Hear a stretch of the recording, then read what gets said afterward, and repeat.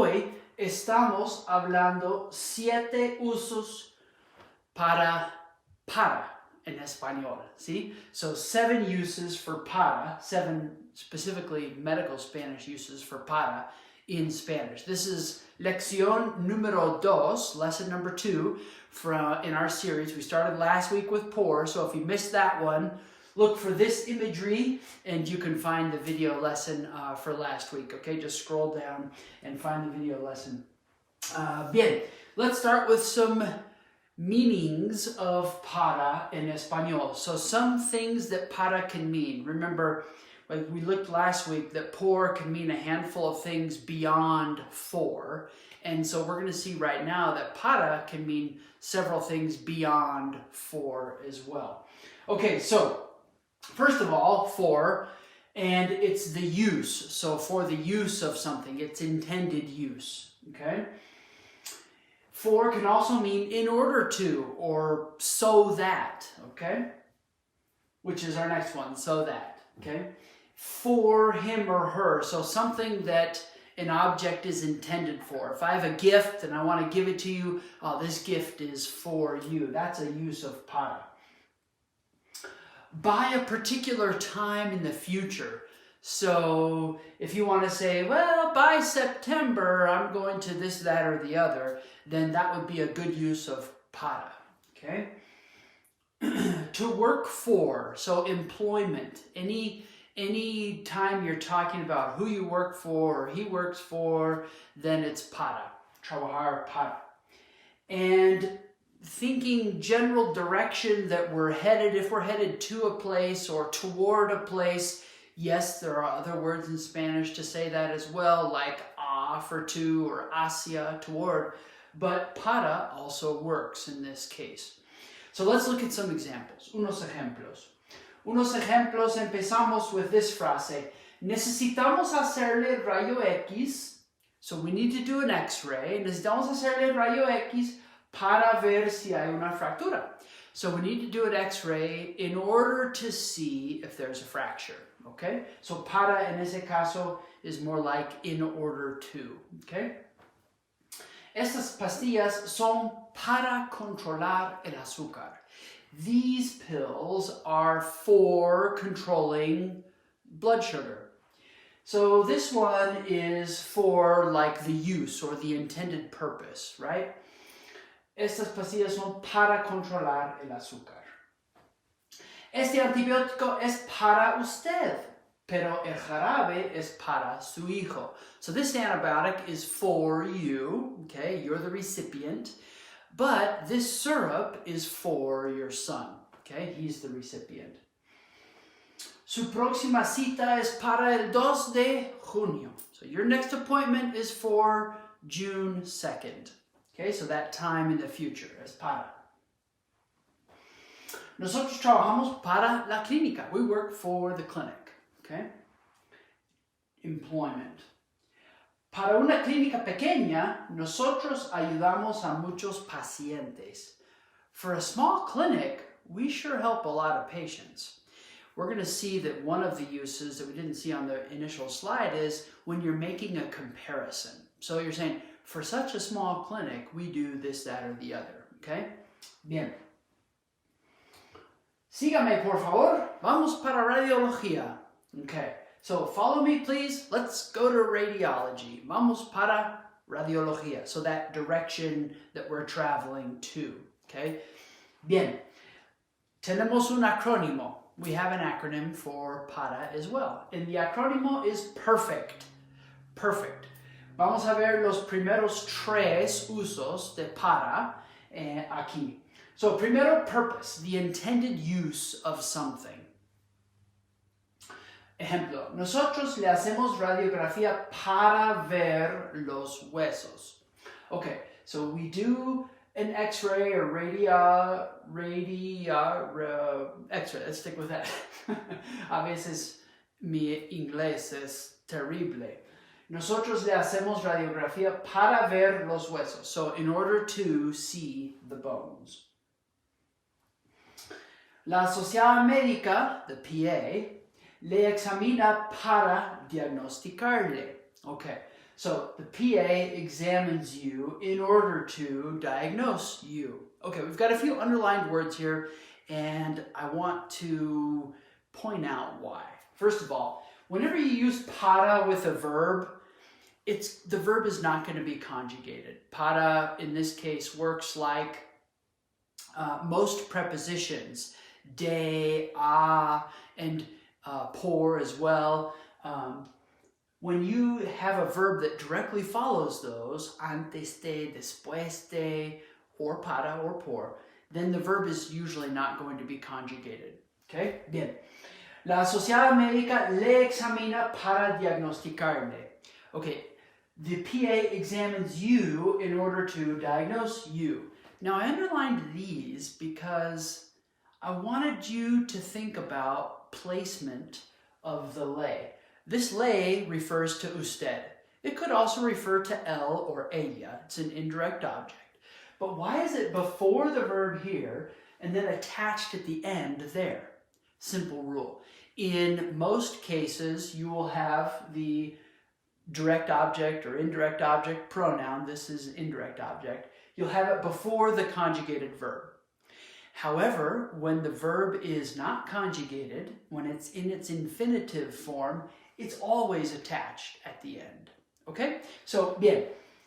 Continuamos with the E in our acronym, the first E. Effect. So the result of something. If we're doing something in order to achieve a particular result, then that's a use of para. Let's look at some examples. The result. La medicina es para aliviar el dolor. So the medicine is to alleviate the pain. So the result of this medicine is to relieve the pain, ¿verdad? Es para aliviar el dolor. Again, we've got our verbo no conjugado because it directly follows para.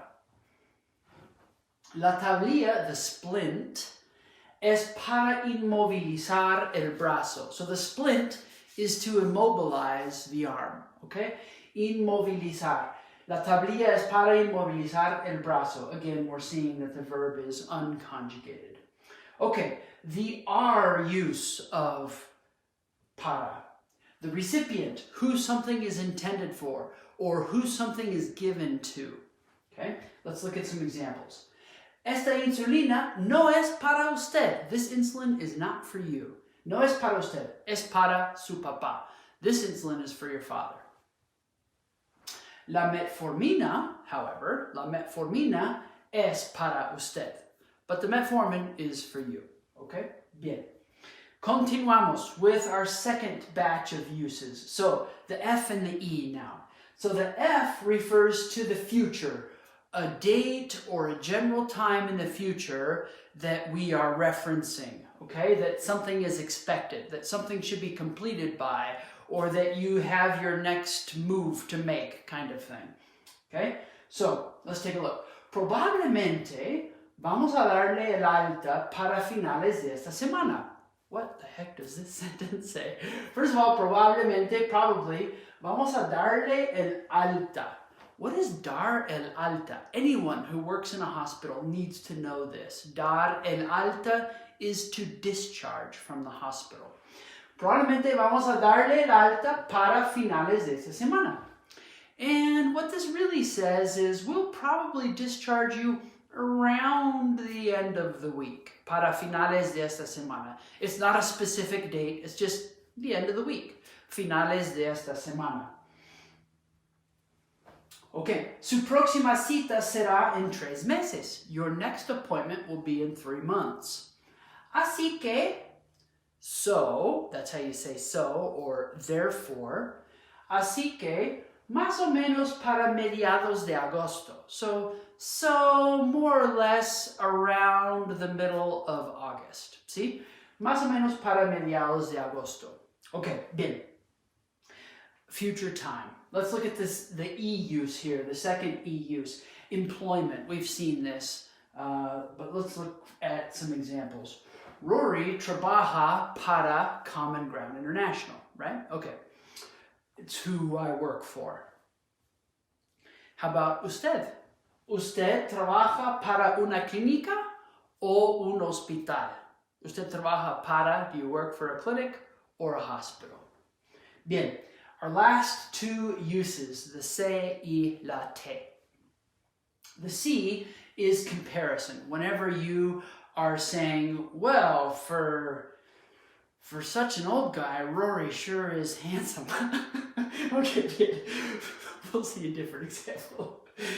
Él es muy activo para un señor mayor. He's very active for an old guy. Yeah? Okay, bien. Usted es muy joven para tener artritis tan severo. You're pretty young to have such severe arthritis. So we're making a comparison, okay? And our uso final is toward, some sort of destination or in the direction of. Bien? Okay.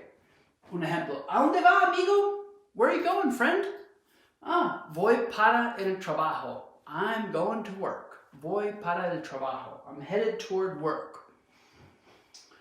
Para llegar a la clínica, okay, if you have to explain where your folks have to go in order to get to you. Okay, in order to llegar a la clínica, that's a different use of para, right? In order to llegar a la clínica, tiene que tomar la carretera, you have to take the highway, tiene que tomar la carretera para la ciudad. You have to take the highway toward the city. So in the direction of the city. So para llegar a la clínica, tiene que tomar la carretera para la ciudad. And then you'll have a whole bunch of left here, right there, that sort of thing. Okay, bien. Now, last week I shared a song with you about the uses of por. Well, I kind of have to continue our tradition. It's a little tradition now, a song. And I'm a little less confident with this one, a little less proud of how this one came together, but I'm going to sing it for you anyway. Okay, this one is to the tune of Itsy Bitsy Spider, más o menos. Okay, bien. Here, it's going to go like this. You can maybe see how it's going to go. All right, I'll sing it for you. Just think, itsy bitsy spider. Okay, bien. Destined person, future time, on the verge of considering, in order to become, or for any purpose. Para is the word that you should use. Woo! All right, bien. Super cheesy, lo siento, I couldn't do any better. Bien, práctica. Let's practicar un poquito. How would you say, ooh, that's small. Okay, how would you say these exercises are to improve your mobility? These exercises are to improve your mobility. So we're talking the intended result or the purpose. So the result and purpose use are kind of similar, right? So these exercises are to improve your mobility. So exercises, ejercicios, mobility, movilidad with a V. Okay. Estos ejercicios son para mejorar su movilidad. Okay, so these exercises are to improve your mobility. How about this one? You take this antibiotic for the infection and these pills for the pain. Okay, so you take this antibiotic for the infection and these pills for the pain. Antibiótico, infección, pastillas, dolor. Okay? And we're talking, again, we're still at this intended use of something. Usted toma este antibiótico para la infección y estas pastillas para el dolor. Okay? Bien, continuamos. The CT scan is important for determining the exact location of the tumor. The CT scan, TAC in Spanish, TAC. The CT scan is important for determinar, the exact location. So location, a good word for location is ubicación. Ubicación. Another one could be localidad, but I like ubicación for this example. Ubicación of the tumor. How are you going to say that? El TAC. El TAC es importante para determinar. Now we've got a verb that comes right after para, so that verb is infinitive. El TAC es importante para determinar la ubicación exacta del tumor. Okay, your heart pumps blood through your lungs so that they can oxygenate the blood. All right, I've got some vocab here that's a little tricky. Heart, corazón, we know that. Pumps. This is the verb bombear, bombear. We saw this last week with our pour examples as well. Through your lungs, if you tuned in last week, you remember that through is a use of pour, whereas destination now, this week, is the use of para. So through your lungs, pulmones, so that they can oxygenate, oxigenar, oxigenar is our verb, the blood, la sangre. Let's see how it goes. Su corazón bombea sangra, typo, should be sangre, okay, with an E. Su corazón bombea sangre por sus pulmones, so through your lungs. Now, para que puedan oxigenar la sangre. Okay. In English, it's so that they can. A little different than is important for determining. So here we have para determinar, but now we have para que puedan. We've got a que in there, and then the verb poder. But what you might be noticing about the verb poder here is that it doesn't have a regular ending. Poder is an ER verb, but that one ends with an AN. This is the subjunctive. So, para que is a trigger for the subjunctive in Spanish. So if you're a beginner, don't worry about anything I just said. But if you're intermediate, advanced, and you've studied the subjunctive before, then you need to remember that para que is one of those trigger phrases for the subjunctive. Okay? Bien. I've got good news for you. How would you say that? Now this is the recipient of the news, right? You're the recipient of the news. You can maybe use this with your patients. Tengo buenas noticias para usted. I've got good news for you. Tengo buenas noticias para usted. All right, that concludes our lesson for today. Gracias por aprender español conmigo. Juntos realmente mejoramos comunidades. Dos cosas. Primero, para más español, head to the website, carlgranternational.com. And, you know, as new folks have been joining our group and you tell me what you feel like you most need to work on, a lot of people are saying, I just need to build my medical vocabulary. I need to build my medical vocabulary. And so I wanted to share with you, I haven't shared it in a long time, but I wanted to share with you the Certified Spanish website, which is, it's a web app, so it loads perfectly on your phone. It works really well on mobile devices, but also on your computer. And this is a certification test that is under development, and we hope that it will be a really useful tool for the healthcare community to be able to say, oh yeah, you are certified to speak medical Spanish. That piece isn't done yet, but the part that is done is you can take an unlimited number of free medical Spanish vocabulary tests.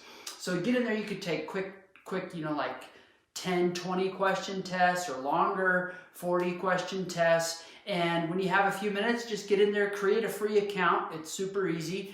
Get signed up and you can take as many free tests as you like. If you would like to be a part of what we have also developed, which is the study app portion of it, which allows you to identify different categories of vocabulary that you want to study and work on specifically and have a bunch of different types of activities in order to study them, then that is a paid feature of this site. It's $4.99 a month. So you can use it for as long as you need to, the study side of the app, to really work on some specifics. Or if you just want to keep the free account and just take tests as you have time to do it, then that's completely free for you as well. So check out certifiedspanish.com if you haven't been there before. Take a look, create a free account, and poke around. Take some tests, and you can measure your medical Spanish vocabulary. Bueno, muchas gracias. Que tengas muy buen fin de semana y nos vemos la próxima semana. Ciao. Thank you for joining me today on this Video Viernes lesson. I wanted to invite you to join our community if you're not a member of the Facebook group already that I deliver these live lessons in on most every Friday. And also point you to the website where you can find a bunch more information about medical Spanish, whether that be courses or free materials for you or finding a private tutor to work with you online or face-to-face.